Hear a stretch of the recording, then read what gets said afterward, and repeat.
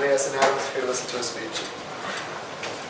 Susan Hoffman, here to listen to Lauren's speech. Lucina Day, here to listen to a speech. Christine Parsha.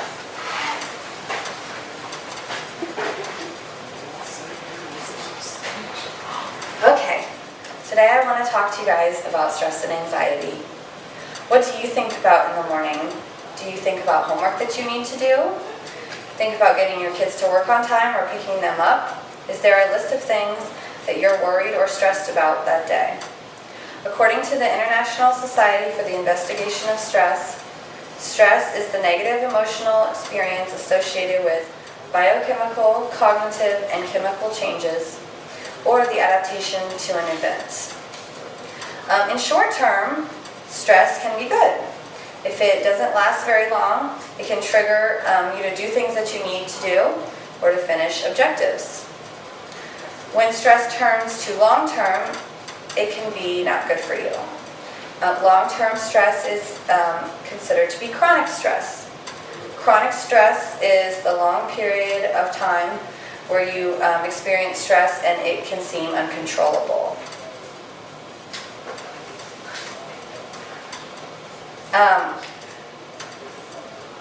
Stress can also form into anxiety. Kids experience anxiety such as separation anxiety when a parent or a family member or someone that they are with for a certain amount of time leave. And these anxieties can form into disorders. So a few anxiety disorders that I want to talk today about are OCD or obsessive compulsive disorder, generalized anxiety disorder, PTSD or post-traumatic stress disorder, and panic disorder. According to the National Institute of Mental Health, 18% of Americans have an anxiety disorder. So the first one I want to talk today about is generalized anxiety disorder. Generalized anxiety disorder is considered the obsessive, constant worrying about everyday things, about things that maybe shouldn't put such a stress on your life, and things that you can't control. Like a person experiencing generalized anxiety disorder may feel like they can't control their everyday life because of these stresses.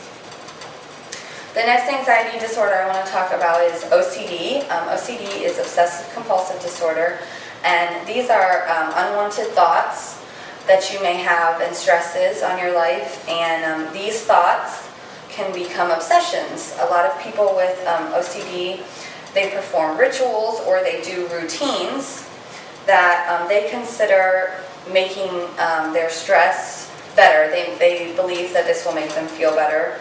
An example of this might be someone repeatedly washing their hands or repeatedly locking a door. And to this person with OCD, this makes them feel better about what they're stressing about. A lot of people with OCD feel powerless to their stress, and they feel like there is no end to their obsessions. The next disorder I want to talk about is PTSD, or post-traumatic stress disorder. PTSD occurs when someone is a witness to a disaster, to a war, to maybe a death, or a death has occurred to someone close to them. They are a witness, or they have been involved in some sort of violence or some sort of assault. And then this trauma, whatever it may be, stays with them after the occurrence. This person may then experience flashbacks or nightmares back to this event, and this may occur during the day at any time, causing their anxiety. The last disorder I want to talk about is panic disorder. And panic disorder is a reoccurring fear or apprehension about, it may be about a certain event or a certain thing that they do, or it may just be a feeling that occurs during their day. And this is accompanied with heavy breathing or the loss of breathing by heavy crying or screaming or just generally being upset. All of these anxiety disorders obviously have a negative effect on the person suffering from them. They affect you negatively at work, not being able to focus or finish tasks due to these disorders. They can affect your home life by just interfering with things that you may be doing with your kids or with your husband or wife. They also can affect you academically. If you're suffering from one of these anxiety disorders, it may be hard for you to study. It may be hard for you to show up to certain classes that you need to attend. This also can have a negative effect on your body. With any anxiety, it can make you physically tired as well as mentally tired. Your body can react in a number of ways from these anxiety disorders, such as nausea, migraines. You may have a loss of appetite or a gain in appetite. You may experience irritability or body aches. And all of this can ultimately lead to depression. A lot of people with anxiety disorders experience depression because of the interferences that they have on their life or the effects that it have on their body or mentally that it has on them. So there is always a way to hopefully manage these disorders or your stress and anxiety, and this management is called coping skills. Coping skills can be simple, from just relaxation, what you might like to do that makes you feel relaxed after work or after school, or it can be something as simple as exercising. A lot of people feel that exercising or going to the gym helps them to relieve their stress and make them feel better physically and mentally.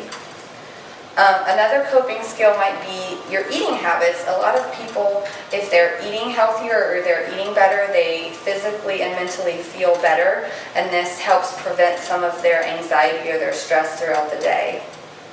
Another coping skill which is important for people with anxiety disorders is to evaluate your thinking.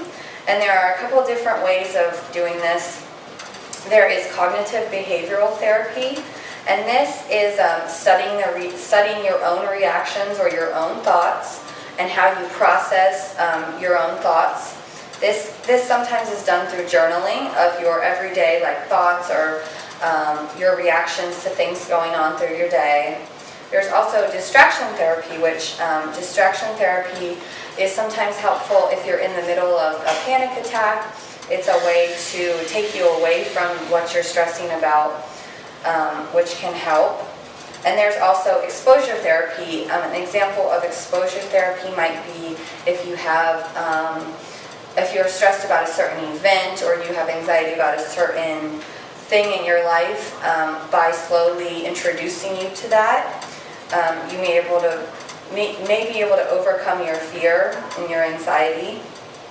A lot of people become embarrassed about their anxiety disorders or their stress that they have, but it's always important to embrace your stress, your anxiety, and find a way that you can cope with it instead of hiding from it.